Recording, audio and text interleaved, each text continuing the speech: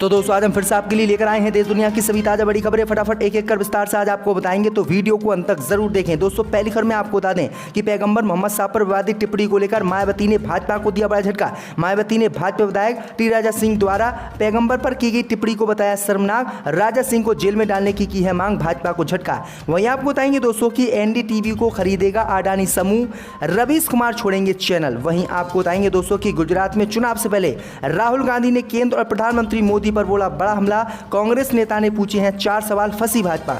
वहीं आपको बताएंगे दोस्तों कि केंद्रीय मंत्री अजय मिश्रा टेनी ने राकेश टिकैत को बताया 2 कौड़ी का आदमी, कहा इसकी पहले ही हो चुकी है जमानत जब्त। वहीं आपको बताएंगे दोस्तों कि गुजरात में लंबे समय से रह रहे 40 पाकिस्तानी हिंदुओं को मोदी सरकार ने दी भारत की नागरिकता, गृह मंत्री ने खुद अपने हाथों से दिए सर्टिफिकेट। वहीं आपको बताएंगे दोस्तों कि दिल्ली शराब घोटाले में गृह मंत्रालय ने लिया बड़ा एक्शन, 2 अधिकारियों को किया सस्पेंड। वहीं आपको बताएंगे दोस्तों कि सुप्रीम कोर्ट पहुंचा बिल्किस बानो केस, दोषियों की रिहाई के गुजरात सरकार के फैसले को दी गई है चुनौती, भाजपा को लग सकता है सुप्रीम कोर्ट से झटका।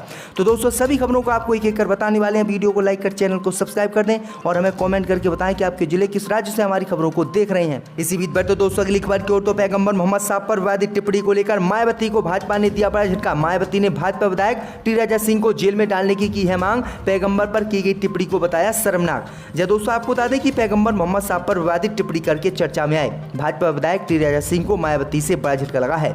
मायावती ने भाजपा विधायक टी राजा सिंह द्वारा पैगंबर पर की गई टिप्पणी को शर्मनाक बताया है और इसका विरोध क्या है और भाजपा को नसीहत दी है कि भाजपा को ऐसी राजनीति से बाज आना चाहिए।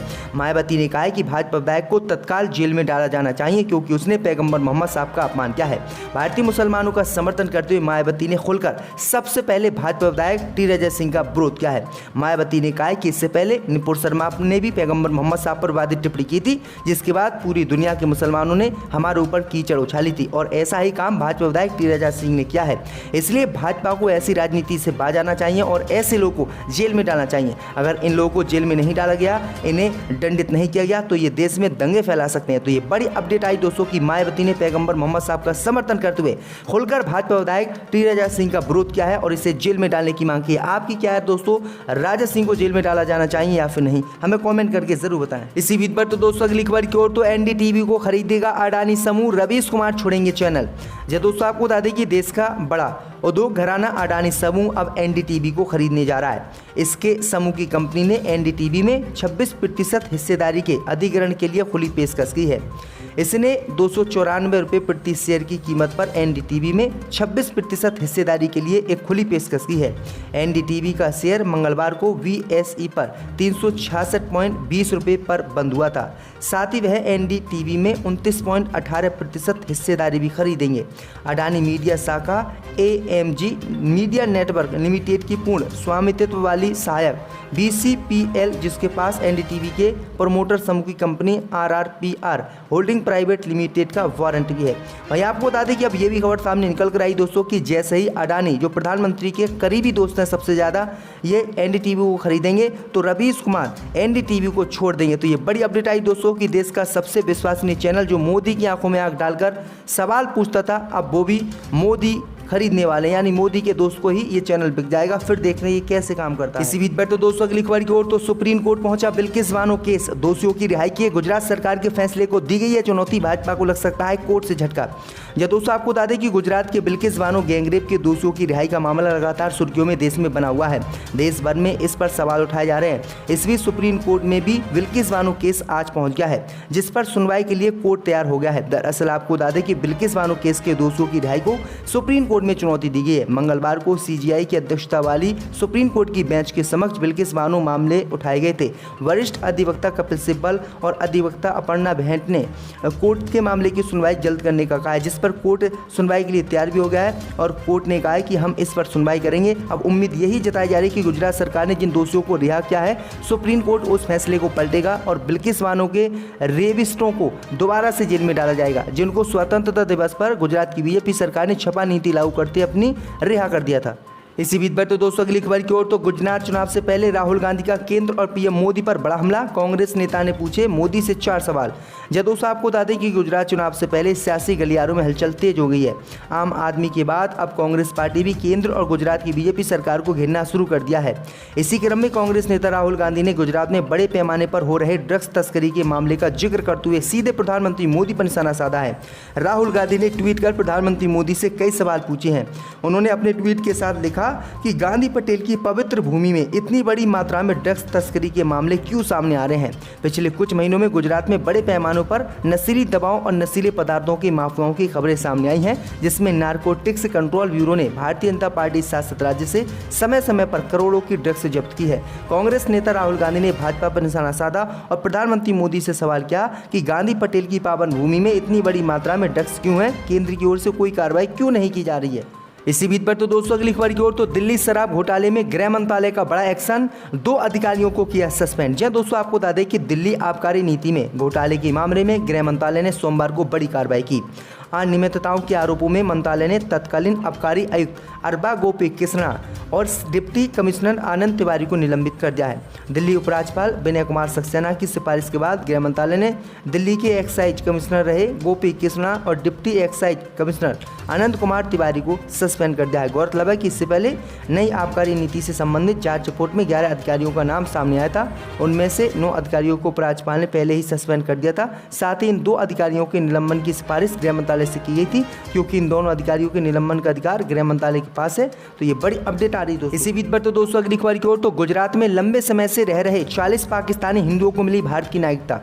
जब दोस्तों आपको बता दें कि पाकिस्तान में बार बार हिंदुओं पर होते अत्याचार के किस्से न्यूज और अखबार की सुर्खियों में नजर आते हैं, जिसके चलते कई बार पाकिस्तानी हिंदू भारत चले आते हैं, जिसके बाद भारत की नागरिकता पाने के लिए उनका संघर्ष शुरू होता है। गुजरात सरकार द्वारा लिए गए कुछ कदमों के कारण ऐसे ही हिंदू निर्वासितों को भारत की नागरिकता सरल तरीके से मिल गई है, जिसका उदाहरण है। दरअसल आपको बता दें कि गुजरात की बीजेपी सरकार ने काफ़ी समय से गुजरात में रह रहे पाकिस्तान के 40 हिंदू परिवारों को भारतीय नागरिकता दी है।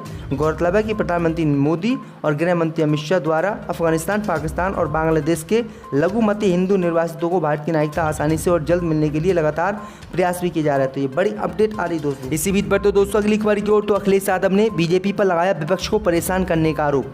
जब दोस्तों आपको बता दें कि लोकसभा उपचुनाव में मिली हार के बाद समाजवादी पार्टी के राष्ट्रीय अध्यक्ष अखिलेश यादव सोमवार को पहली बार आजमगढ़ पहुंचे। सपा प्रमुख ने इटौला जेल में बंद सपा विधायक रमाकांत यादव से मुलाकात की। अखिलेश यादव ने कहा कि भाजपा सरकार विपक्षियों को परेशान करने का काम कर रही है। फर्जी मुकदमे में नेताओं को जेल में भेजा जा रहा है। आजमगढ़ को अथवा रामपुर दोनों जगहों पर विपक्षी दलों के नेताओं को फर्जी मुकदमों में जेल की सलाखों के पीछे भेजा गया। एक तो छूटकर वापस आ गया और दूसरे भी जल्द आ जाएंगे। उन्होंने 2024 में चुनाव में आजमगढ़ की जनता से एक बार फिर से समाजवादियों को वोट देने की अपील की है। आजम खान ने कहा है कि 2024 के चुनाव में हम आजमगढ़ सीट को जीतेंगे। इसी बीच पर तो दोस्तों अगली खबर की ओर तो केंद्रीय मंत्री अजय मिश्रा टैनी का वीडियो वायरल, राकेश टिकैत को बताया 2 कौड़ी का आदमी। जब दोस्तों आपको बता दें कि केंद्रीय गृह राज्य मंत्री अजय मिश्रा टैनी का एक वीडियो सोशल मीडिया पर वायरल हो रहा है, जिसमें है वह किसान नेता राकेश टिकैत को 2 कौड़ी का आदमी कहते हुए नजर आ रहे हैं।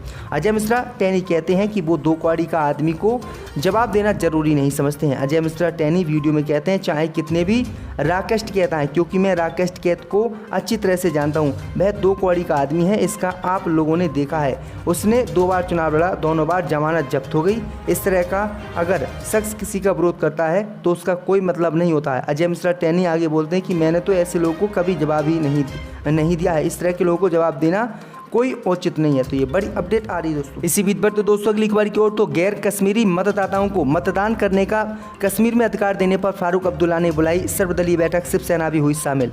जब दोस्तों आपको बता दें कि नेशनल कॉन्फ्रेंस के अध्यक्ष और जम्मू कश्मीर के पूर्व मुख्यमंत्री फारूक अब्दुल्ला के श्रीनगर में गुपकार रोड स्थित आवास पर सर्वदलीय बैठक बुलाई गई, जिसमें मजदूरों और सशस्त्र बलों के कर्मियों सहित गैर जम्मू कश्मीर निवासियों को मतदान का अधिकार देने के बारे में बात की गई। दरअसल आपको बता दें कि इस दौरान पूर्व मुख्यमंत्री और नेशनल कॉन्फ्रेंस के अध्यक्ष डॉक्टर फारूक अब्दुल्ला ने जानकारी दी कि गैर स्थानीय लोगों को मतदान का अधिकार देने के फैसले का सभी विपक्षी राजनीतिक दलों द्वारा विरोध किया जाएगा।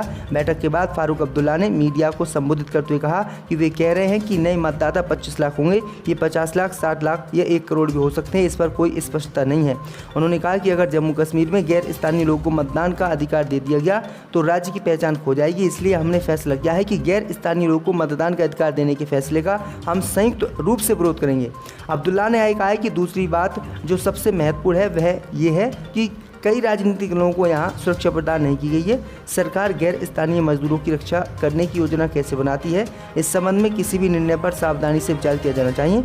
अब्दुल्ला ने कहा है कि हमने इसके लिए कोर्ट का दरवाज़ा खटखटाने का भी ऐलान किया है। अगर हमें ज़रूरत पड़ेगी तो हम सुप्रीम कोर्ट भी जाएंगे, लेकिन मोदी को इस तरह के काम जम्मू कश्मीर में नहीं करने देंगे।